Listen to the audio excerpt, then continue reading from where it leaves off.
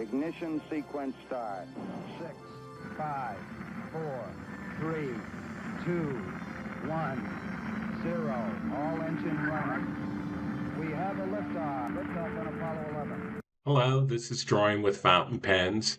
Today I am broadcasting from Albuquerque, New Mexico. I'm traveling, and but I wanted to do a video about a new pen that I got, a novelty pen that was created to celebrate the 40th anniversary of the Apollo 11 moon landing, which happened on July 20th. So this video is created to celebrate that event. It's one small step for man, one giant leap for mankind. The pen, I think, is actually quite interesting. I kind of thought that it might be a kind of fake thing, pretending to have been created by the Smithsonian, but as it turns out, that's not the case. And I will show you the pen and talk about it. And I think it's kind of fun. Certainly, it is a way, for me at least, to remember when I was in camp in 1969, and we all got to gather around the television and watch the moon landing. And so it was a kind of a landmark moment in my childhood. When I was buying this on the internet, I thought, oh, this is cute and kind of fun and kitschy, this Apollo 11 pen.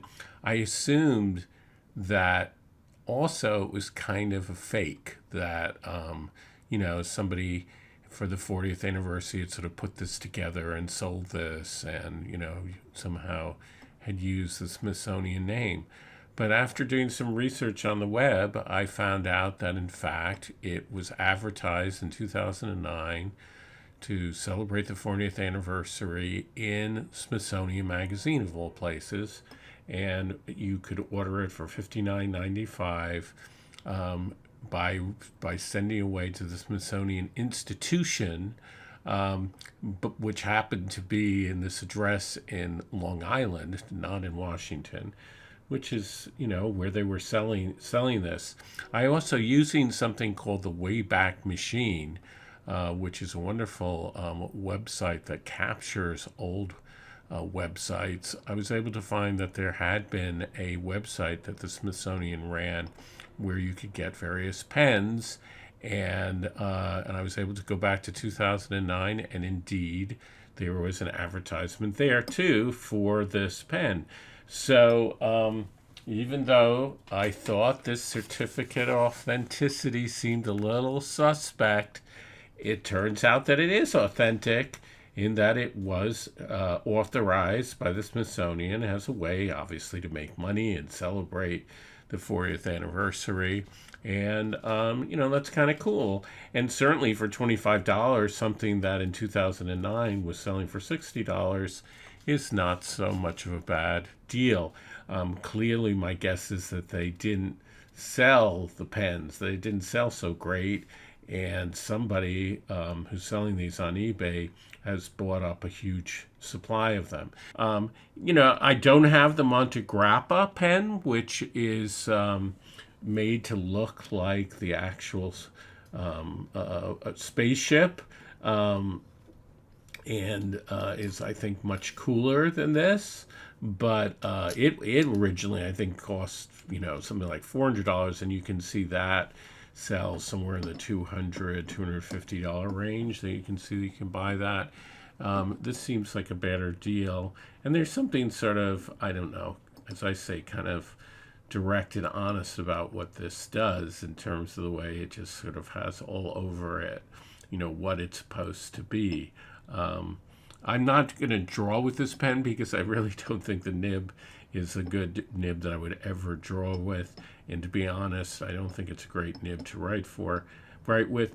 But it reminds me of when I was in camp in 1969, and how excited everybody was about the moon landing. It was sort of one of the great moments in American history that really felt like people were coming together and celebrating something. I think a lot of us felt that the actual statement about being one small step for man and one giant leap for mankind was a bit too corny and prepared ahead of time. But it has sort of withstood the test of history and is always associated with that moment, which is so much of a part of American culture and American pride, I suppose. The pen comes in this really actually kind of impressive box. It's kind of has this enamel-like, black enamel-like coating, and it has the insignia of Apollo 11 on the outside. And you open this up, and you see that there's this kind of sticker here. It's coming out a little bit. That talks about it being the here men from the planet Earth first set foot upon the moon, and this is a image or copy of a plaque that is still supposedly on the moon. You can see that it's signed by Richard Nixon, and then it has the certificate of authenticity, which I'll discuss more. It comes with some cartridges and the actual pen.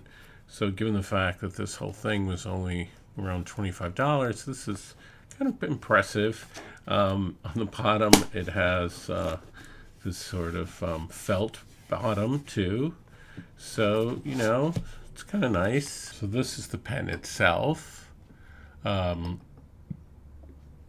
can see that it has this image of space person on the moon, and it says July 20th, 1969 on it. And then it says one small step for man, one giant leap for mankind. Screw top. The nib is kind of size 6 nib.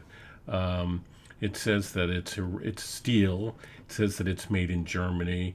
And it's very typical of the kind of nib that you will see on, let's say, a Jinhao 750. And back then, if you wanted to get a very inexpensive pen from China, there were a lot of these brass pens.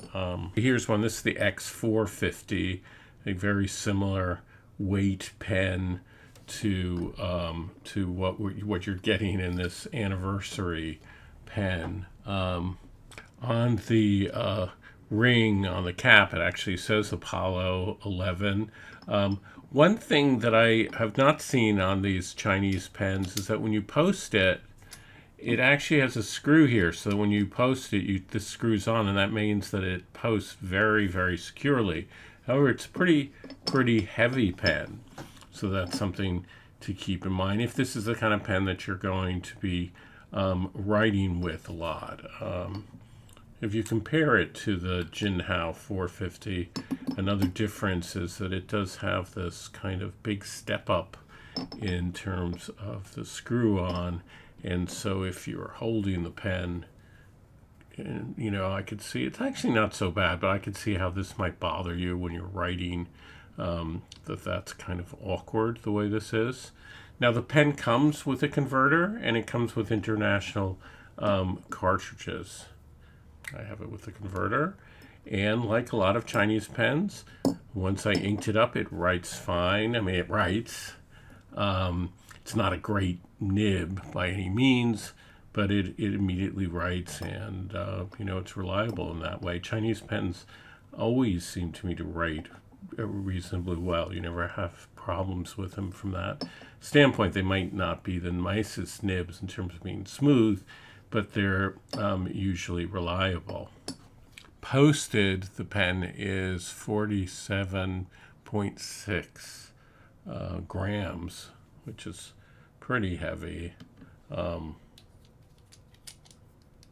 Unposted, it is, it's hard to make it stay there, it is 28 grams, which is not too bad. Size-wise, it's about 5.5 inches. Closed.